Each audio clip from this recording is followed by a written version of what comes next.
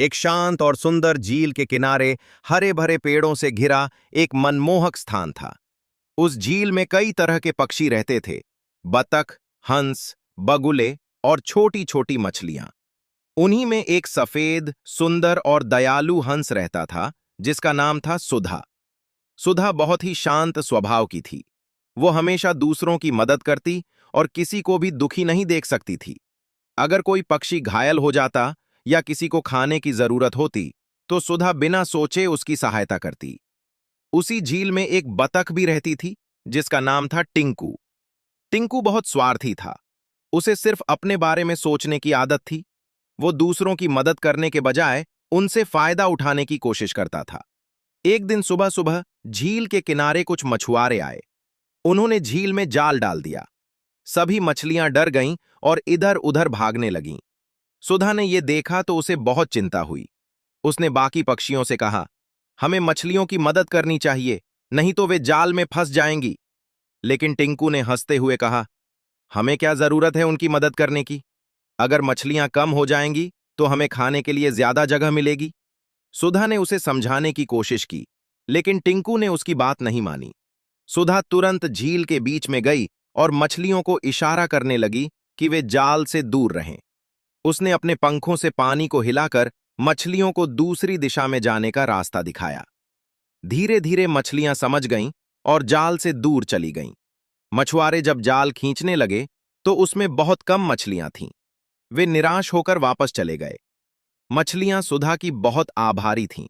उन्होंने उसे धन्यवाद दिया और कहा, तुम्हारी वजह से हमारी जान बच गई। ये सब देखकर भी टिंकू को कोई फर्क नहीं पड़ा। वो अब भी अपने स्वार्थ में ही लगा रहा। कुछ दिनों बाद झील में पानी का स्तर कम होने लगा। गर्मी बढ़ने लगी और झील सूखने लगी। अब सभी पक्षियों और मछलियों के लिए पानी की समस्या खड़ी हो गई। सुधा ने फिर से सभी को इकट्ठा किया और कहा, हमें मिलकर कोई उपाय सोचना होगा, नहीं तो हम सब मुसीबत में पड़ जाएंगे। इस बार भी टिंकू ने कहा, मैं क्यों मेहनत करूं? मुझे तो बस अपना काम करना है। सुधा ने बाकी पक्षियों के साथ मिलकर पास की नदी से झील तक एक छोटा रास्ता बनाने का फैसला किया, ताकि पानी झील में आ सके। सभी पक्षी मिलकर मेहनत करने लगे। वे अपनी चोंच और पंखों से मिट्टी हटाने लगे। ये काम बहुत कठिन था, लेकिन सबने हार नहीं मानी। टिंकू दूर बैठा ये सब देख रहा था और उनका मजाक उड़ा रहा था। कुछ समय बाद रास्ता बन गया और नदी का पानी धीरे धीरे झील में आने लगा। झील फिर से भरने लगी और सभी खुश हो गए। लेकिन अचानक एक दिन टिंकू झील के किनारे फिसल गया और कीचड़ में फंस गया। वो बाहर निकलने की बहुत कोशिश करने लगा, लेकिन जितना कोशिश करता उतना ही और फंसता जाता। अब टिंकू को अपनी गलती का एहसास हुआ। उसने जोर जोर से मदद के लिए पुकारा। सुधा ने उसकी आवाज सुनी और तुरंत उसकी ओर दौड़ी। उसने बिना देर किए अपनी चोंच और पंखों की मदद से टिंकू को बाहर निकालने की कोशिश की। कुछ देर की मेहनत के बाद टिंकू बाहर निकल आया। वो बहुत डर गया था और थक भी चुका था।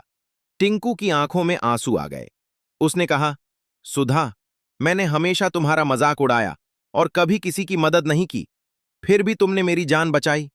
मैं सच में बहुत गलत था। सुधा ने मुस्कुराते हुए कहा, गलती करना बुरा नहीं है, लेकिन उसे स्वीकार करना और सुधारना जरूरी है। उस दिन के बाद टिंकू पूरी तरह बदल गया। उसने दूसरों की मदद करना शुरू कर दिया और अब वो स्वार्थी नहीं रहा।